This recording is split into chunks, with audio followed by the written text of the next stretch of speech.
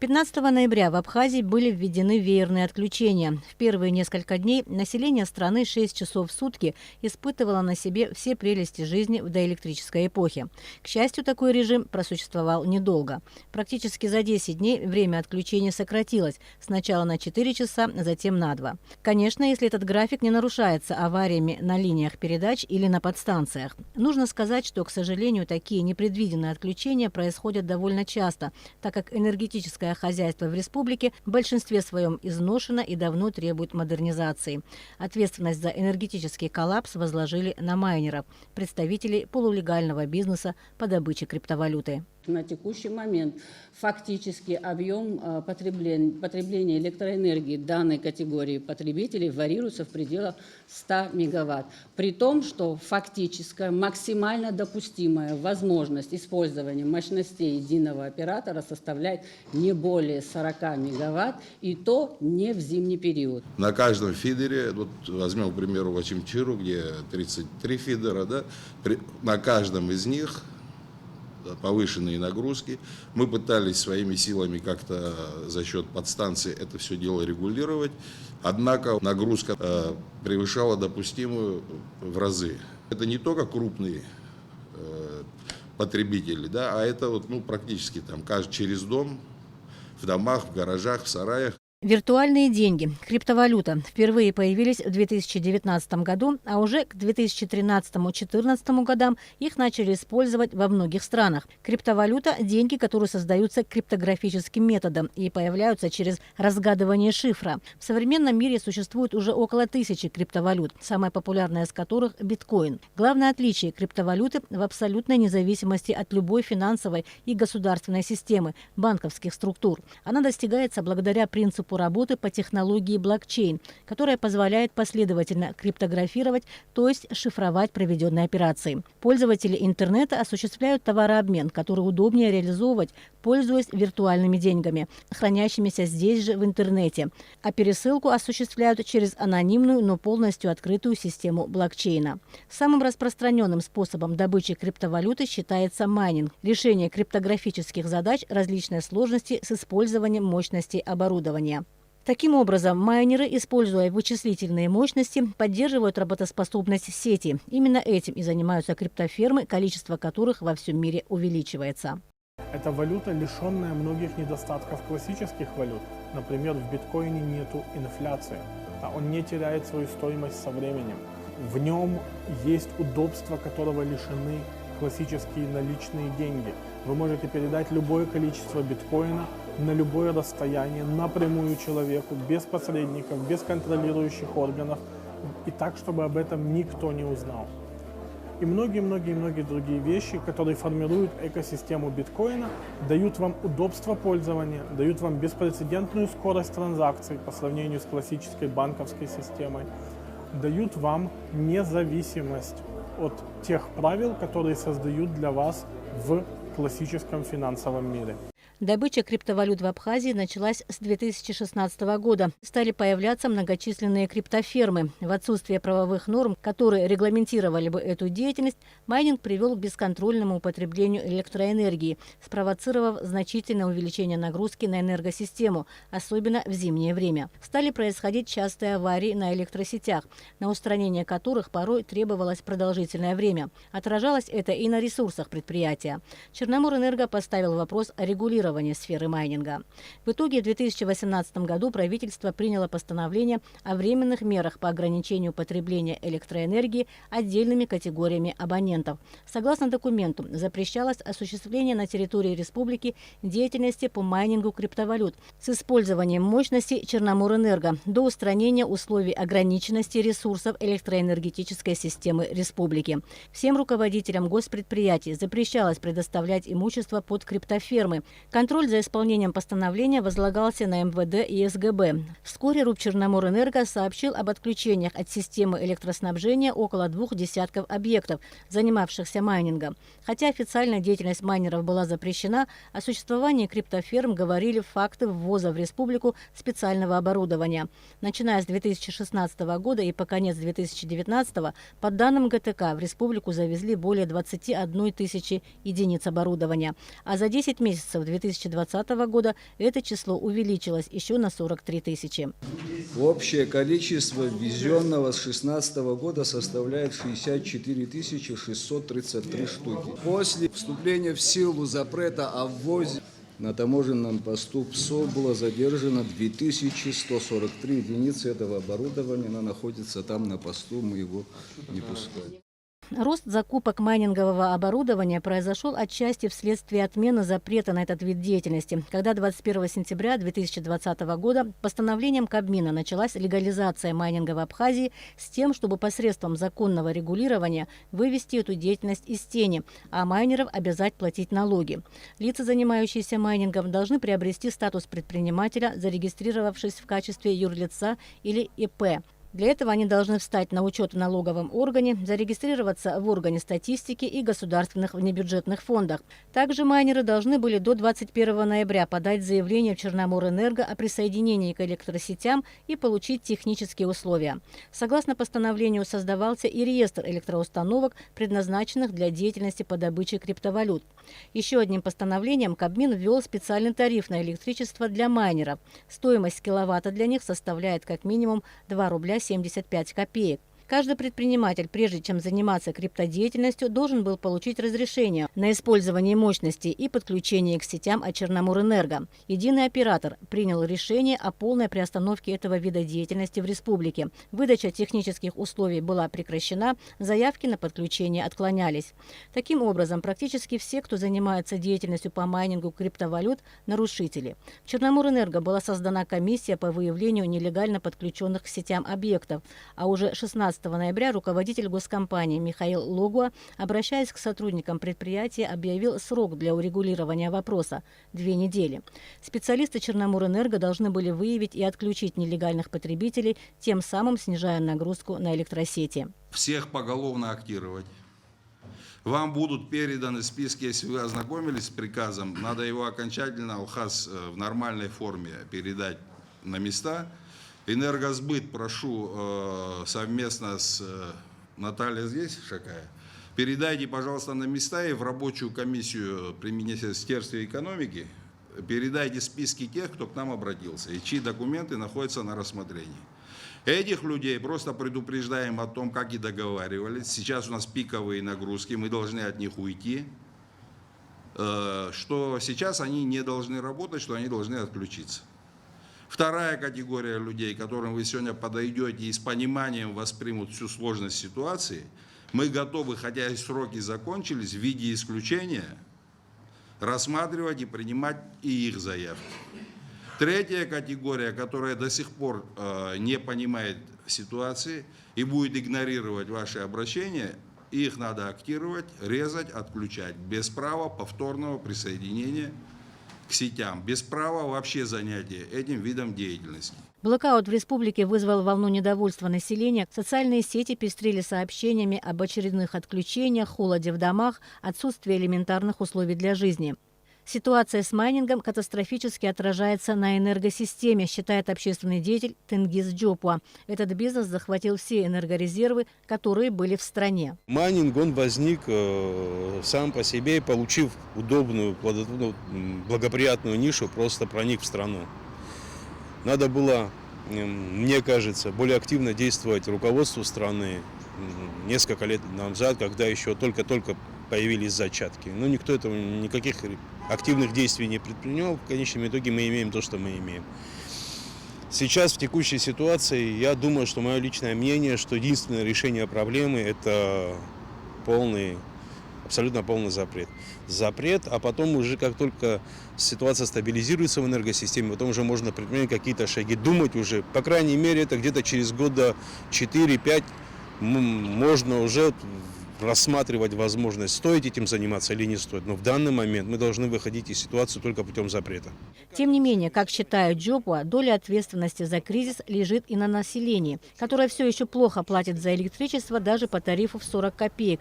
и на правительстве, которое в свое время не отреагировало должным образом на появление майнинга, а также даже на самом Черноморэнерго. Черноморэнерго у нас монополист в этой сфере. У нас других организаций, которые занимаются подобного рода работами, у нас и специалистов нет. Единственное, это они, кто может установить трансформаторы.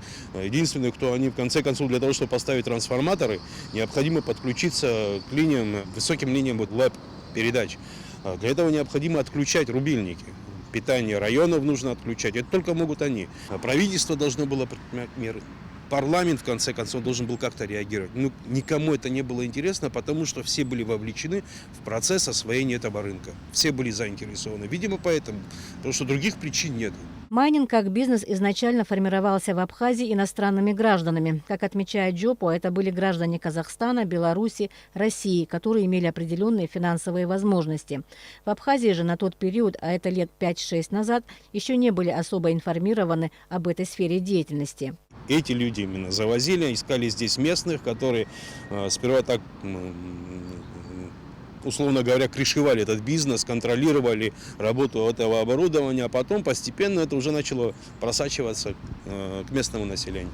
Сейчас я думаю, что очень много людей, которые проживают вне Республики Абхазия, вообще иностранных граждан, которые имеют собственное оборудование на территории страны, пользуются энергопотенциалом Абхазии. И значительная часть прибыли, которая, вот эта маржа, которая собирается от работы этого оборудования, они забирают себе, какой-то мизер остается местному населению. Ну и, конечно, большой, наверное, прирост есть и самих абхазцев. Абхазцы тоже научились этим пользоваться. По оценке таможенного комитета, если вы помните, там вот цифры даются до 100 тысяч, там не очень много. Но в действительности, я думаю, что оборудование на территории Абхазии значительно больше, чем мы предполагаем. Я думаю, что у нас около 300 тысяч единиц майнингового оборудования. Потому что вот только в Ачимчирском районе от 30 до 50 тысяч. Это вот просто по предварительным подсчетам. А у нас еще есть и Гудаутский район, в котором там также активно развивался этот вид бизнеса. Есть у нас Гагрский район, Сухумский, Кульрывский. Там тоже большое количество оборудования устанавливалось. Есть, в конце концов, Гальский район, который там в самом Гальском районе созданы чуть ли не целые кластеры этого оборудования. В эти дни сотрудники Черноморэнерго иногда совместно с представителями МВД проводят регулярные рейды по отключению нелегальных установок по добыче криптовалюты. В ходе этих рейдов было обнаружено и отключено от сети немало таких объектов. Мониторятся и ранее отключенные мощности на предмет повторного незаконного подключения. Службы РУП Черноморэнерго подготовили и отправили в комиссию по выявлению незаконных подключений список фидеров, подлежащих дальнейшей проверке. Он составлен с подробной расшифровкой по населенным пунктам и улицам.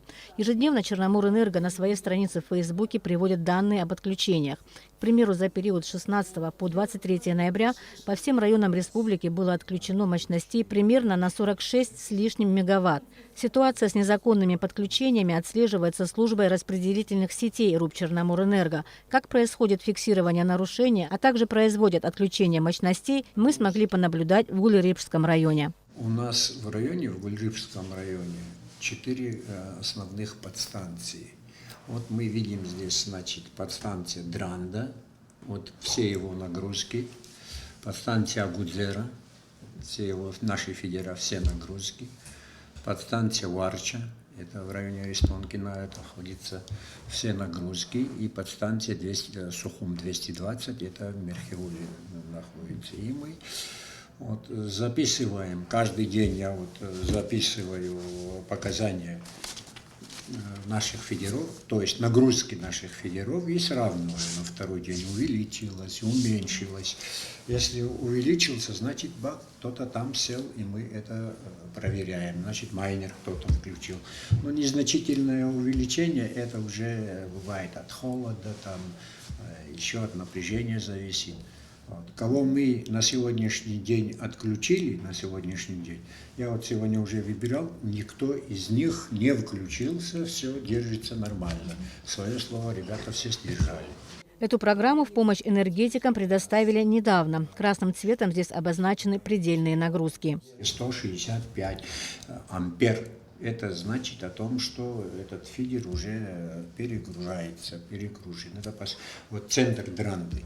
видите, написано фидер номер 11, Дранда. Сейчас как мы закончим вот эти большие майнеры, а потом будем ходить и проверять по домам, у кого 10, у кого 5, у кого 15. Вот фидер Ассир самовольно, сам отключился хозяин этого на фидере Ассир.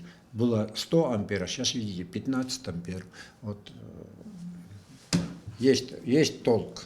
На момент нашей беседы в Гулерихском районе было отключено мощностей на 6500 киловатт. Оставалось обеспечить еще около 4 с небольшим мегаватт. Мы выехали с бригадой энергетиков, чтобы посмотреть, как отключаются объекты майнинга. Что это у вас в руках? Это электрический прибор, электроклещи называются, значит, для замера напряжения и силы тока потребителя. Вот так раскрывается, жилу обхватываем, показывает силу тока и, соответственно, узнаем нагрузку потребления электроприборов. Процесс шел не очень быстро. Хозяев в основном не было дома. Мы ждали, когда они приедут, но и в этом случае они не желали находиться в поле зрения журналистов. Еще нам не повезло с тем, что мы попали на отключение света. В этом случае данный прибор был бесполезен. Но, как оказалось, и при отсутствии электричества специалисты могут рассчитать мощность, которая была затрачена этим майнинговым объектом. Параметры потребления. Можно количество приборов посчитать и, соответственно, по заводским параметрам вывести общую мощность потребления того или иного объекта. То есть вас это не задерживает? Абсолютно. На объект майнинга бригада приезжает без предупреждения. Хозяина оповещают и вызывают уже на месте. После владелец объекта подписывает акт об отключении. В большинстве люди уже все знают, что идет такой процесс отключения всех объектов, всех майнинг-ферм. И они-то, наверное, ожидают, что к ним приедут. И, в принципе, они готовы к этому и спокойно относятся. И таких особо конфликтных ситуаций у нас не было. Люди с пониманием подходят к этому процессу. Не бывает вот каких-то конфликтов, там, не знаю, ругаются люди, протестуют? Ну, конфликтов нет, но люди высказывают свое недовольство. Вот есть случаи, да, они как бы свое понимание, свое видение говорят. В том плане, что вот люди вложились в это дело, закупили там нужное оборудование, начиная от трансформатора и самих аппаратов, как бы мотивируя тем, что им, ну, как бы государство это, скажем так, изначально разрешило, а потом запретило. Как бы вот этим вот они нас упрекают, но в итоге они понимают, что все-таки на данный момент надо отключить, и они не сопротивляются. Один из объектов майнинга в селе Мерхиул. Объем потребляемой мощности, судя по кабелю, составляет около 70-80 киловатт. На этой линии сидит около 50 абонентов. Технически самостоятельно подключиться несложно, сказали специалисты. Это можно сделать, просто отключив рубильник на подстанции. Мы вместе с инспекторами дождались хозяина. Отключили у вас здесь рубильник. Скажите, вы вообще расстроены? Очень. Потому что нам все время никто ничего не говорил. То есть мы очень большие расходы сделали, поставили все. И когда мы уже подключились почти везде, это не я один. Это полнаселение, наверное, Абхазии даже больше. А сейчас приходят, просто начали отключать. Но это, я думаю, для страны даже будет очень плохо. Хотя говорят, что света не хватает, но все равно что-то надо было придумать, наверное, по минимуму, я так думаю. Потому что люди как-то очень много реально вложили в это. Но, тем не менее же свет отключают. Это же как вы к этому факту относитесь? И сами же тоже страдаете или как? Конечно, мы страдаем, но мы 3 года тому назад тоже, когда майнеров у нас не было, мы также страдали, по 2 часа выключали 2 раза в день, правильно? Тогда же майнеров не было. Это же все знаем, которые живем, правильно? Когда 2 года тому назад я, допустим, люди, может быть, с большими деньгами, они могли эти майнеры завести, но не в больших количествах.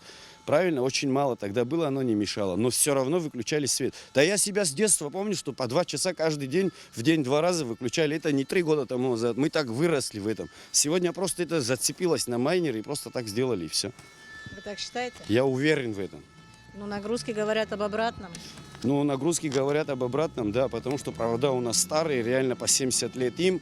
Но то, что мы даем деньги, допустим, на Вот на эти майнеры мы ставим, платим денег. Вот эти деньги, если собирать и влаживать в провода, в новые что-то столбы, я думаю, можно за 2-3 месяца вообще исправить. Потому что если все платят, я не знаю, я за себя говорю, что я платил всегда.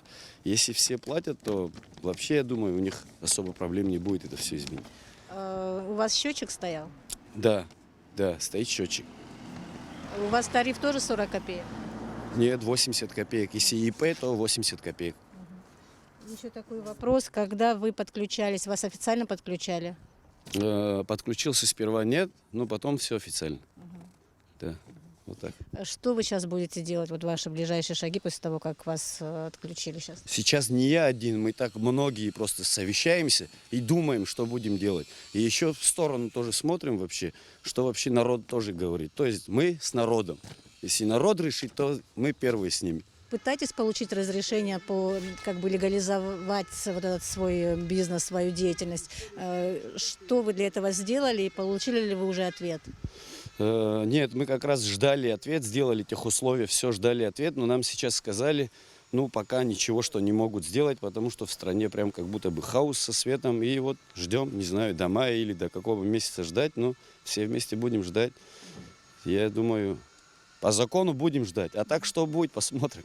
А что вы сделали для того, чтобы легализовать вот эту свою деятельность? Какие-то документы вы уже все собрали? ИП, техусловия, ИП фирму, была фирма, на эту фирму техусловия создал, и вот официально просто включился. Но техусловие не указывается, там майнер или что. Вот мне дали свет, я вообще так считаю. Если у меня есть, допустим, 30 киловатт, официально, допустим, на мою гостиницу, я так считаю, что я хочу майнер ставлю, хочу печку ставлю, хочу в холоде буду сидеть, майнить буду. Я считаю это вообще правильно, и я считаю неправильно то, что запрет полный. Надо просто как-то узаконить, чтобы человек, если дома включает у себя, допустим, 5 штук, он не включает печки, он включает это, значит, он, может же он, я так считаю, не знаю. Итак, с 26 ноября продолжительность отключения электричества по графику теперь не превышает 2 часов в сутки. По мнению главного инженера Черноморэнерго Тимура Кация, это произошло благодаря работе по выявлению и отключению майнерских хозяйств. Отключение электричества раз в сутки расценивается положительно. Конечно, в сравнении с 4- или 6-часовым не только жителями, но и энергетиками. Устаревшее оборудование отечественной энергосистемы плохо реагирует на частое вмешательство.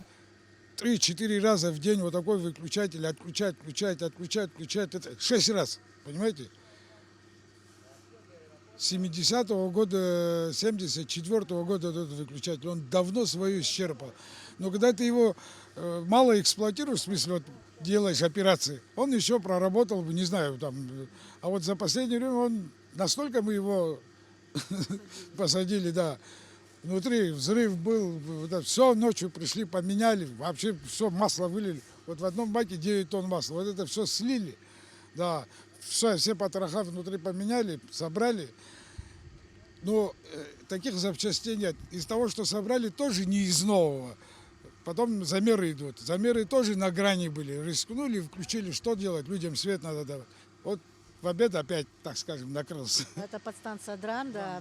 В таком же состоянии или аналогичном, чуть лучше, чуть хуже, много подстанций? Достаточное количество. Какое-то количество прошли вот по инвестпрограмме реконструкции, там все это самое нормально, но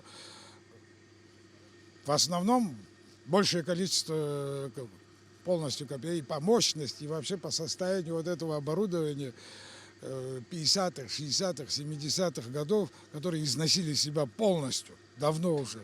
Понимаете, вот это своими силами Черноморэнерго за эти крохи, что мы собираем, закупить один выключатель мы не можем, на зарплату мы не можем собрать с сегодняшними тарифами, о котором Черноморэнерго уже 10-15 лет караул кричит, и никто навстречу не идет. Наверное, сейчас будет понимание, я так думаю. Пока напряжение в сетях остается достаточно слабым, нагрузки на сети растут из-за естественного похолодания. Но не исключается и то, что объекты, однажды отключенные, вновь самостоятельно подключают. Если на месте, условно говоря, рубильник отключили, запломбировали, и если запломбировали, Взять, снять и включить опять рубильник, это так, условно, смотря где как включено. Все возможно сегодня.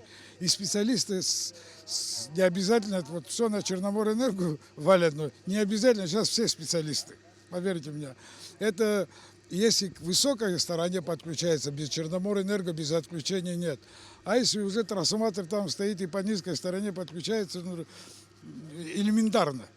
Элементарно это любой немножко с 8-классным образованием может это подключить и сделать. Я говорила с майнером одним, да, который согласился поговорить. Он сказал о том, что я с детства помню, что у нас выключали свет. И я, говорит, не верю, что только мы виноваты в том, что свет сейчас отключается настолько часто. Разные причины выключения света было. Это я сейчас не буду, я почти 40 лет в энергетике. И почему отключали, что отключали. Это было перед развалом СССР, когда переток оттуда, все это, короче, разваливалось, вот тогда были отключения. Но не из-за перегруза наших подстанций. Я это абсолютно могу с уверенностью сказать. Тогда, когда все работало, и энергетика, и промышленность, все, вот таких нагрузок, как сегодня, близко не было. Сегодня Черноморэнерго не выдает на руки ни одно разрешение на майнинг. Идет рассмотрение поданных заявок, некоторые уже одобрены. Но в основном заявки отклоняются из-за ситуации с энергохозяйством на местах. По крайней мере, до конца ремонта на Энгургэс. При выдаче разрешений будет учитываться степень перегрузок на фидерах, состояние сетей, а также насколько из-за майнинга может пострадать население. Кое-кто переживает, обычно это в социальных сетях пишут, что нашу энергетику могут отдать на откуп России. Иногда вот, откровенно говорю, хочется все бросить и уйти. Вот, начинают умничать люди, которые вообще, и начинают открыто политизировать. Они не устали, им не стыдно это уже. Я больше скажу, энергетика за последние годы ушла назад на несколько лет. Это я могу пойти в церковь поклясться, что это так. И все мои в окружении мое подтвердит это.